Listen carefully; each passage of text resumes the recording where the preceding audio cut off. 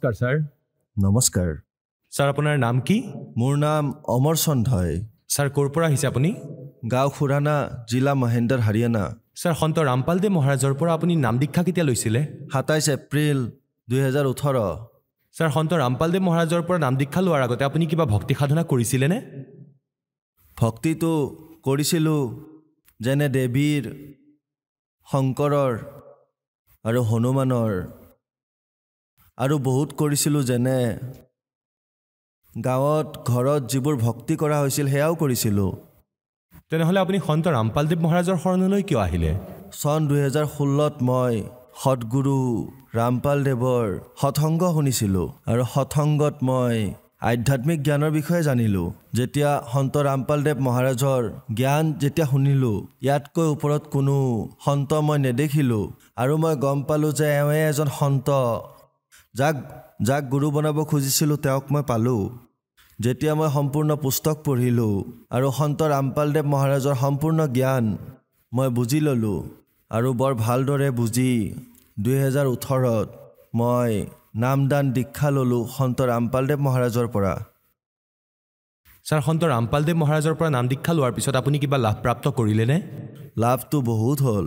মোৰ এক্সিডেণ্ট হৈ গৈছিল, এখন ভৰি শেষ হৈ গৈছিল, মোৰ শিৰ ৰৈ গৈছিল, মোৰ মেডিকেল কৰিবলৈ চৰকাৰে মোক পঠাইছিল, আৰু তাত চিকিৎসা কৰোঁতে ডক্তৰে ক'লে, নাৰ্নল চিভিল হস্পিটেলত তোমাৰ যি শিৰ আছে ভৰিৰ সেয়া বন্ধ হৈ আছে, ইয়াৰ পৰা তুমি কষ্ট পাবা, আৰু যিমান পাৰা সোনকালে তুমি নিজৰ অপাৰেশ্যন কৰোৱা। তেতিয়া মই ক'লোঁ যে ঠিক আছে, মই কৰাম, কিন্তু আপুনি লিখি দিয়ক ইয়াত যে ঠিকে আছে। তেওঁ ক'লে যে অপাৰেশ্যনটো তুমি নিশ্চয় কৰাব লাগিব।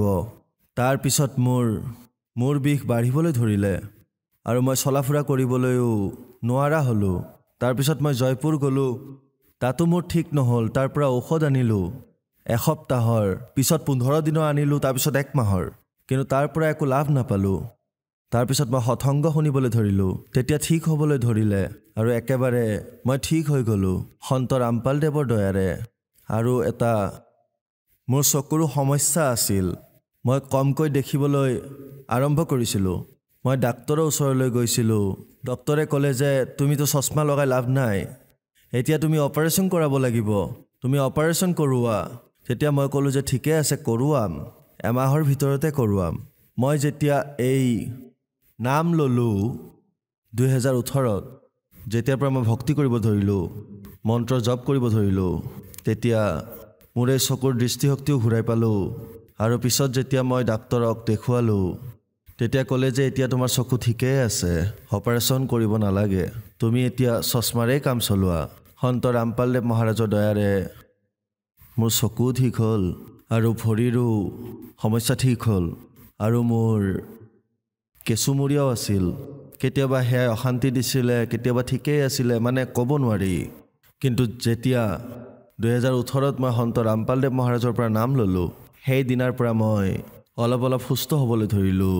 এতিয়া 2 মাহৰ ভিতৰত মোৰ সেই বেমাৰো ঠিক হৈ গ'ল, কোনো ধৰণৰ মোৰ একো অসুবিধা নাই এতিয়া। আৰু মোৰ সহধৰ্মিনী, তেওঁ নাম লৈছিলে, আৰু তেওঁৰো এক প্ৰেত বাধা আছিল। কোনোবাই কয় যে ভূতে লম্বিছিলে, কোনোবাই জিনে লম্বিছিলে বুলি কয়, আৰু কোনোবাই কিবা কয়। ইয়াৰ বাবে আমাৰ বহুত খৰচ হৈছিলে, বহুত ঠাইলৈ লৈ গৈছিলোঁ, তথাপিও তাৰ সমস্যা ঠিক হোৱা নাছিল। যেতিয়াই নাম ল'লে, তাৰ পিছৰ পৰা তেওঁ একেবাৰে সুস্থ হৈ গ'ল। সন্ত ৰামপালদেৱ মহাৰাজৰ দয়াৰে তেওঁৰো প্ৰেত বাধা দূৰ হৈ গ'ল, আৰু আমাৰ যিজন সন্তান আছিল সিও একেবাৰে নামানিছিলে। যেতিয়া আমি তাক কৈছিলোঁ এইটো কাম কৰা, সি মানা কৰি দিছিলে, আৰু বাহিৰলৈ ওলাই গৈছিলে। সি বহুত পইচা খৰচ কৰিছিলে, বৰবাদ কৰি দিছিলে, কাজিয়া পেচালো কৰি থাকিছিলে। কিন্তু সন্ত ৰামপালদেৱ মহাৰাজৰ পৰা নাম লোৱাৰ পিছত কাজিয়া কৰা বন্ধ কৰি দিলে, আৰু এতিয়া সুখ শান্তিৰে থাকে। সন্ত ৰামপালদেৱ মহাৰাজৰ দয়াৰে আমাৰ পৰিয়াল এতিয়া সুখ শান্তিৰে জীয়াই আছে। ছাৰ, আপুনি নিচাও কৰিছিলে নেকি? নিচা বহুত কৰিছিলোঁ। মই সুৰাপান বহুত কৰিছিলোঁ,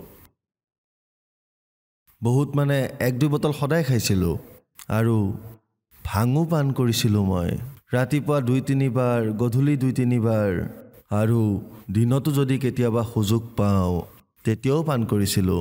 আৰু যেতিয়া মহাত্মা সাধুসকলৰ ওচৰলৈ এইবোৰ লৈ গৈ পাণ কৰাইছিলোঁ তেতিয়া তেওঁলোকে মোক প্ৰশংসা কৰিছিলে আৰু মই সুখী হৈ তালৈ গৈ আছিলোঁ। ভাং লৈ গৈছিলোঁ, চিগাৰেট আদিও মই লৈ গৈছিলোঁ আৰু বহুত টকা খৰচ কৰিছিলোঁ। কিন্তু যেতিয়া সন্ত ৰামপালদেৱ মহাৰাজৰ পৰা নাম ল'লোঁ তেতিয়া মই এইটোও পাহৰি গৈছিলোঁ যে মই যে কেতিয়াবা এইবোৰ পাণো কৰিছিলোঁ। একোৱে মন যোৱা নাছিল আৰু মোৰ শৰীৰ একেবাৰে সুস্থ সবল হ'বলৈ ধৰিলে। সন্ত ৰামপালদেৱ মহাৰাজৰ দয়াৰে বহুত মই লাভ পালোঁ। আগতে মোৰ বহুত লোকচান হৈছিলে, মটৰচাইকেল লওঁতেও লোকচান হৈছিলে, ফোনো যদি লওঁ সেয়াও ভাঙি যায়। যিকোনো প্ৰকাৰে যদি কিবা গাড়ী লওঁ, 2খন গাড়ী লৈছিলোঁ মই, তাতেও মোৰ 1 লাখ টকাৰ লোকচান হ'ল। সেই গাড়ীখন ভাঙি গৈছিলে, তাতো একো লাভ নহ'ল। যেতিয়াৰ পৰা সন্ত ৰামপালদেৱ মহাৰাজৰ পৰা নাম ল'লোঁ তেতিয়াৰ পৰা মোৰ কোনো ধৰণৰ লোকচান নাই হোৱা আৰু যেতিয়াই কিবা সমস্যা আহে সেয়া নিজে নিজে ঠিক হৈ যায়। ছাৰ আপুনি কি কৰে? আগতেতো চাকৰি কৰিছিলোঁ, 40 বছৰ মই চাকৰি কৰিছোঁ হাৰিয়ানা চৰকাৰৰ বাবে। এতিয়া মই অৱসৰ পাইছোঁ। ছাৰ আপুনি এজন শিক্ষিত ব্যক্তি। ছাৰ বহুতে কয় যে সন্ত ৰামপালদেৱ মহাৰাজৰ অনুগামীসকলে অন্ধশ্ৰদ্ধাৰেহে যোগদান কৰে। তেনেহ'লে কি আপুনিও অন্ধশ্ৰদ্ধাৰেই জড়িত হৈছিলে নেকি? নহয়, যিয়ে কয় তেওঁলোকে নাজানে। যদি তেওঁলোকে এবাৰ সন্ত ৰামপালদেৱ মহাৰাজে লিখা পবিত্ৰ পুস্তকসমূহ পঢ়ে বা সৎসংগ শুনে তেতিয়া তেওঁলোকে গম পাব যে এয়া সৎ ভক্তি হয়। ইয়াৰ ওপৰত কোনো ভক্তিয়েই নাই। সংসাৰত কেৱল এজনেই সন্ত ৰামপালদেৱ আছে যিয়ে সত্য জ্ঞান দিয়ে, সৎ ভক্তি কৰোৱায়, সৎ কৰ্মৰ কথা কয় যে এয়া সৎ কৰ্ম হয় আৰু এয়া অসত্য কৰ্ম হয়। এইবোৰ এৰা আৰু সৎ কৰ্মৰ ফালে বলা আৰু তোমালোকে সকলো ধৰণৰ লাভ পাবা। তোমালোকে মুক্তিপ্ৰাপ্ত কৰিবা আৰু নিজৰ জীৱনৰ কল্যাণ হ'ব। সন্ত ৰামপালদেৱৰ দয়াৰে সকলো যিসকল আহিছে সেই সকলোৱে লাভ পাইছে। ছাৰ সন্ত ৰামপালদেৱ মহাৰাজৰ পৰা নাম দীক্ষা কেনেকৈ ল'ব পাৰি? গধূলি 7:30 বজাত সাধনা চেনেলত সৎসংগ আহে সন্ত ৰামপালদেৱ মহাৰাজৰ। তাৰ তলত এটা শাৰী আহে, তাতেই নাম্বাৰ দিয়া থাকে, 2টামান নাম্বাৰ। সেই নাম্বাৰবোৰ টুকি ৰাখক আৰু তেওঁলোকক যোগাযোগ কৰক, ফোন লগাওক আৰু তেওঁলোকক জনাওক যে মই এই স্থানৰ পৰা কৈছোঁ। তেতিয়া তেওঁলোকে ক'ব যে সেই স্থানৰ ওচৰত কোনটো নামদান কেন্দ্ৰ আছে, তালৈ যাওক আৰু নাম দীক্ষা লওক আৰু নিজৰ জীৱন সফল কৰক। ধন্যবাদ ছাৰ। সৎ চাহেব।